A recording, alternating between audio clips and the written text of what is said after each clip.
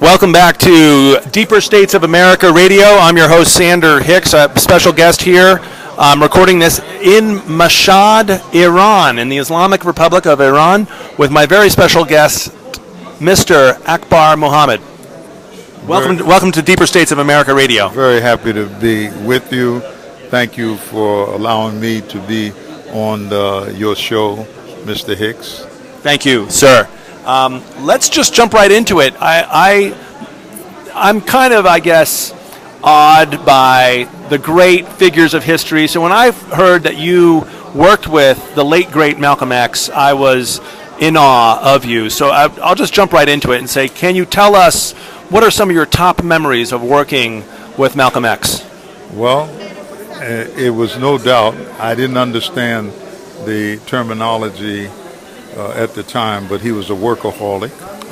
He was passionate about what he was doing, and he was touched by the power of the word to change the direction in individuals' lives. Great speaker, great writer.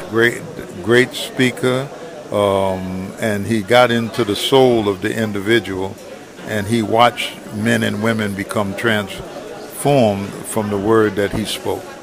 Was there a big rivalry between him and the Reverend Martin Luther King, or was that a media concoction?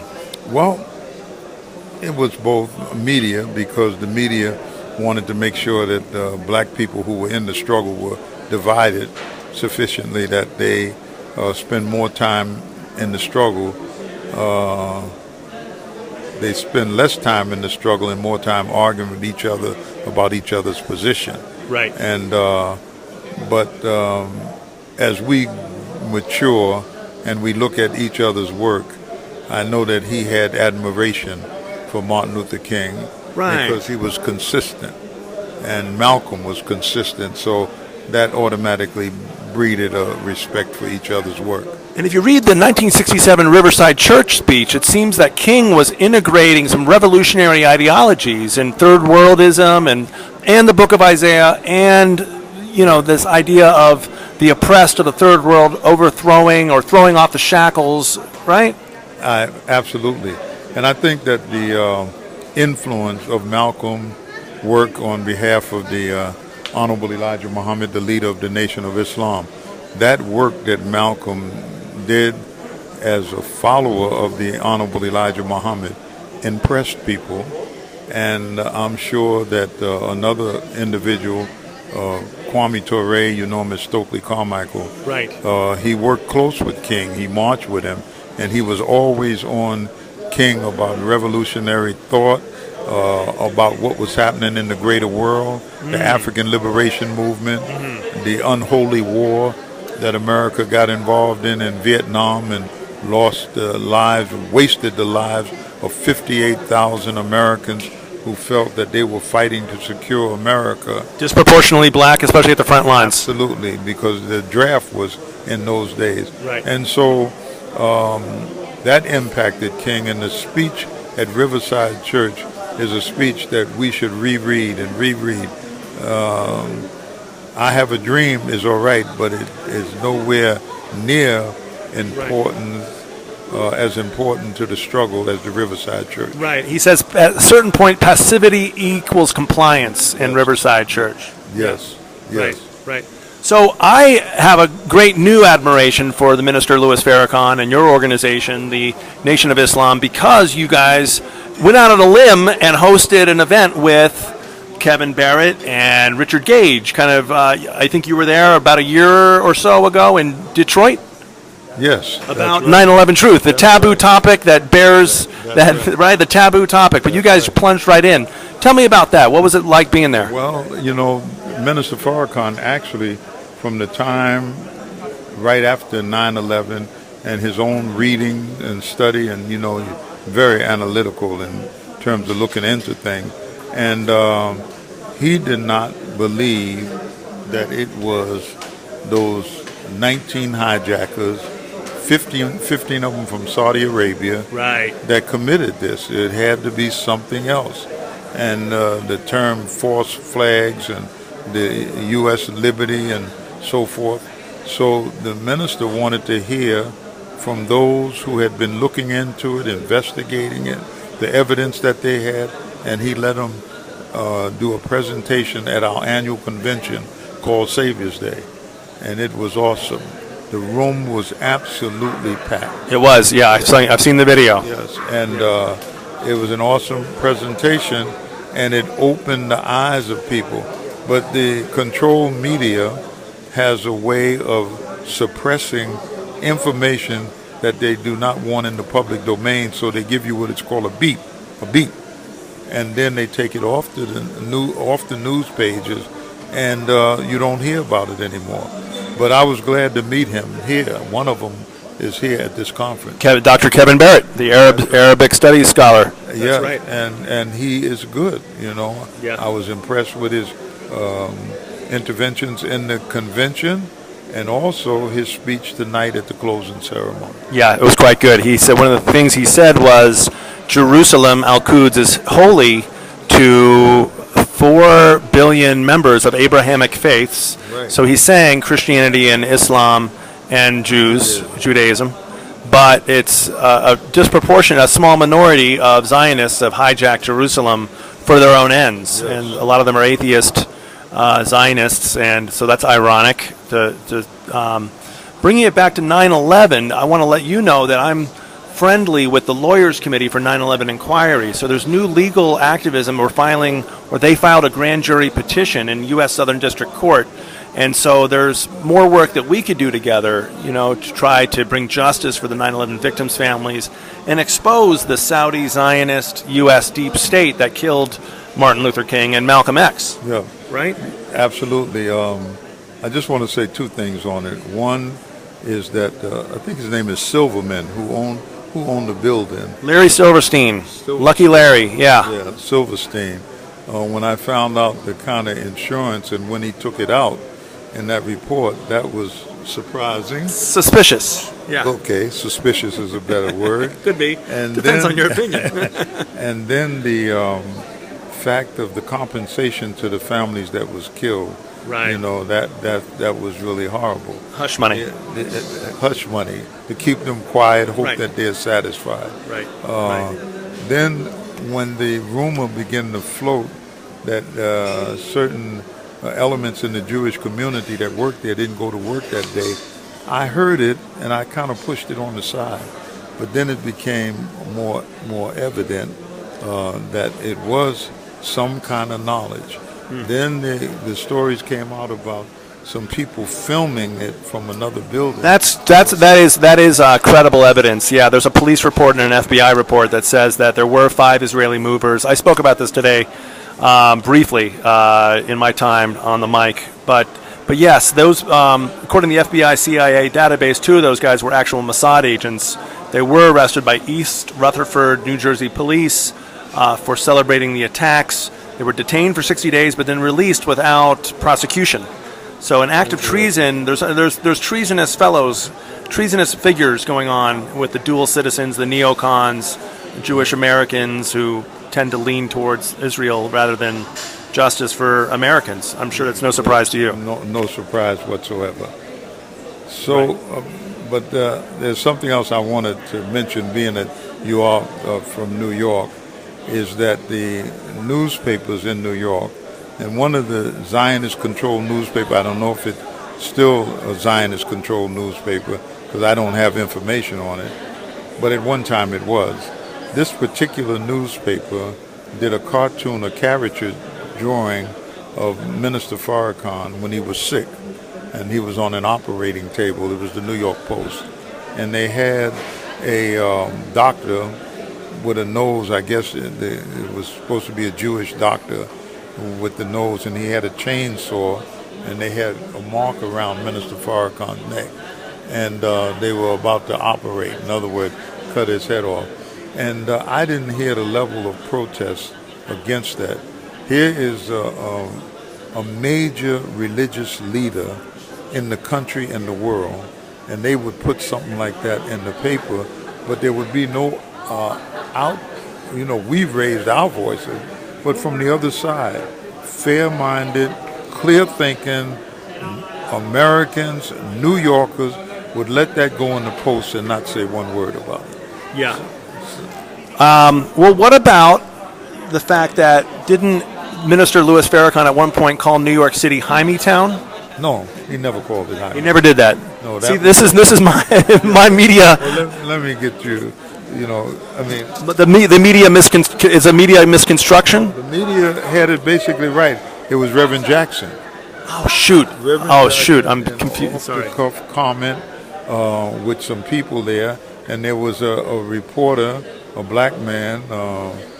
His name was Coleman something. He worked for the Washington Post.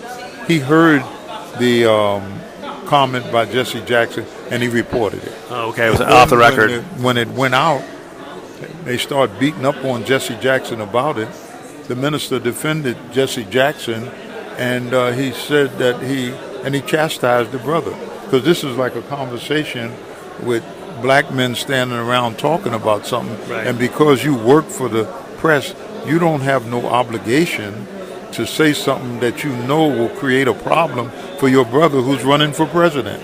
Right. So he was off base with it, and Minister Farrakhan made it known he was off base and said some words about what he did. So in my campaign for Congress, I'm struggling with how to represent a force for justice, a force for justice for the people of Palestine, to be critical of Zionism, without being accused of being anti-Semitic. Because as you know, if you're critical of Zionism, you instantly get accused of being anti-Semitic. And I'm sure it's triply so if you're African American. Okay, the first thing I would say, and I actually heard this from Minister Farrakhan, you know, people criticize or critique people, or, you know, have a discussion how they feel about a certain thing. And I don't see how the Jewish community can think that they are above criticism. Okay. And if somebody criticizes your behavior, Yeah. then you don't immediately call them anti-Semite. You know, they're anti-Semitic and they're this and that, because they criticize something that perhaps you were involved in that they didn't go along with.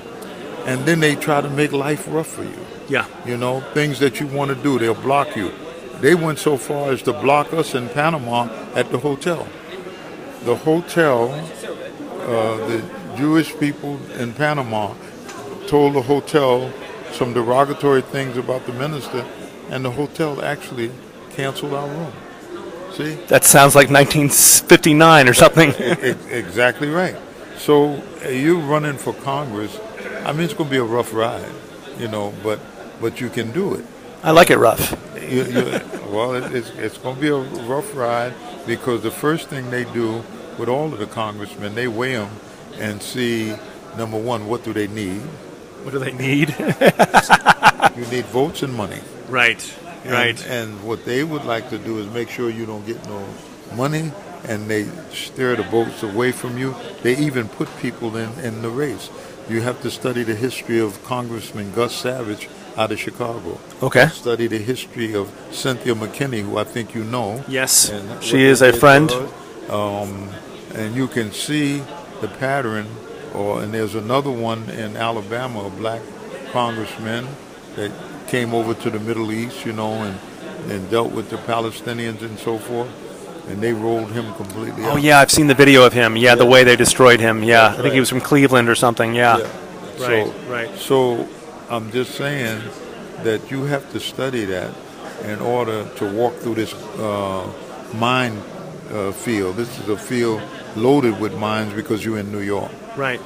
But don't you think there could be a way to win an election by saying, hey, I'm a peace activist, the world needs the next Henry David Thoreau, Walt Whitman, Dorothy Day, Martin Luther King, although I know it's hard for a white man to sort of claim that mantle. I'm not claiming the mantle, but I'm just saying there's a tradition of blending lefty, liberal politics with spiritual activism, with, you know, prophetic energy of standing up, you know, the one man who stands up.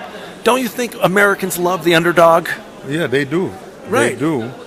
But Americans, you know, sometimes they vote with where they stand. If they're Jewish people and they feel that they should not be criticized, and if anybody does critique them, they're going to try to make them pay a price, especially a politician. You got to know how to deal with that. And the way to deal with it is to make sure that you have people who are principled that will stand with you, especially in that voting booth. So this is what you'll be up against. And I'm going to try to keep, being a New Yorker myself, I'm going to try to keep up with you. Great. And sometimes we may be able to do some cooperation. I would love to come speak to the Nation of Islam. Yeah. Inshallah. That's I'll right. roll out all the Arabic I know. And, I'm an interfaith activist. And I'm feeling a lot closer to Islamic traditions now that I've been to and prayed at the shrine of Reza Imam. And, I did some meditation and prayer there and just kind of tried to blend in and just do what everyone else was doing. So when, people were kissing the door, I was like, okay, I'll kiss the door, and like show reverence. And it felt really good, actually. It felt like, it's not my first trip to Iran, and I'm here because I'm on a mission of peace and diplomacy, and it feels like it's God's will. But anyway, enough about me. Is there anything else you wanted to say before we wrap up? No, I just want to say that one of the Russians on the trip, his name is the Russian who spoke. Alexander Dugin? Dugin. Dugin? It's Dugin, the philosopher. That's right.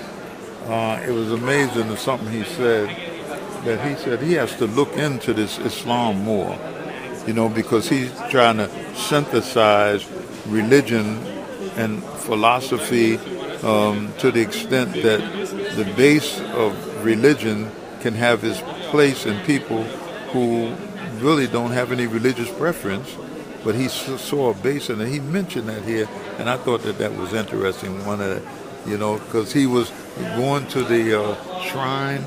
Evidently, I was touched by it, and the prayer that I made standing in there, and I asked Allah to bless me to live long enough to bring some of my people from America to witness this, because the building itself and how long it's been there and the beauty of it is a testimony of their faith and their love of God. It's so true. Yeah, one of my big takeaways was how strong the system is here. It's withstood all these assaults from corporate Western imperialism and U.S. militarism and the Iran-Iraq war, the Iraq invasion, the Iran-Contra scandal, the hostage crisis, and that there's something very strong about a system that has integrated spirituality with politics. And people are saying America is spiritually starving. Do you agree? I agree. There you go. I agree. And one of the things, cultural imperialism is as insidious as imperialists, the imperial powers when they conquered the world. The cultural imperialism seeks to pull you out of your culture and make you a part of them in the name of modernity. And if you want to join the modern world, you got to come away from that. But look how entrenched religion and faith is in every aspect of this society. I am truly impressed by the Iranians. It's 39 years now since the revolution. Yeah. And what they would like to do is to see this society disrupted, or there's regime change. John Bolton, regime change. Regime change, and then create the kind of chaos that you see in Iraq and what they left Libya with. This is what you would have here, but it would be on a bigger scale because of their sheer population. 91 million people, and these are big cities. This city we're in right now is bigger in area than Chicago, but has the same population, over 3 million people. And Tehran, the capital, has about 18 million people. I'm saying how big these cities are and the tall buildings. So when you have a regime change and people are fighting and these cities are being bombed, it represents the destruction of this country. Yeah. And it's like they don't care. And look at the countries they've destroyed with this kind of thinking that we need regime change. They targeted 7 countries, and they just about got all of them. So that's what I wanted to say on that. So let's close with a prayer. Let's say, God, send your angels of protection over the holy city of Mashhad. Thank you to the Iranians who have hosted us here. And just like let the city never be bombed, let that vision of this city being bombed, of Tehran being bombed, let it never happen, because the city is a holy city, and spiritual nourishment is what the entire planet needs. So we're just going to put it in the hands of the Almighty, all-merciful Father, and thank you, and bless my guest, Mr. Akbar Mohammed, and bless his work with the Nation of Islam. And I'm so happy that you were with us today, and God bless you, sir. Thank you so much. God bless you. Thank you. I mean, so be it. I mean. That's good. All right, so this is Deeper States of America Radio. Thank you for listening. My guest tonight was Mr. Akbar Mohammed. Stay tuned.